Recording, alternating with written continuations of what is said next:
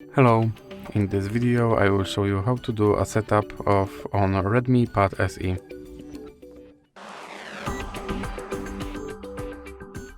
So you have to start with clicking on this arrow icon, and now you can choose your language. I will choose English and click next. Now you can choose your region. I will just choose United Kingdom and click next. Now you have to accept terms and conditions, so select that and click next.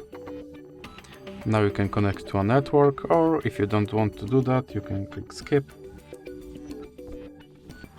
Now you have to accept Google services, so scroll down and then click accept. Now you can set screen lock, or you can just click skip again. And now you can set up gestures, so just click next, next, next. Now some basic settings, you can just click next.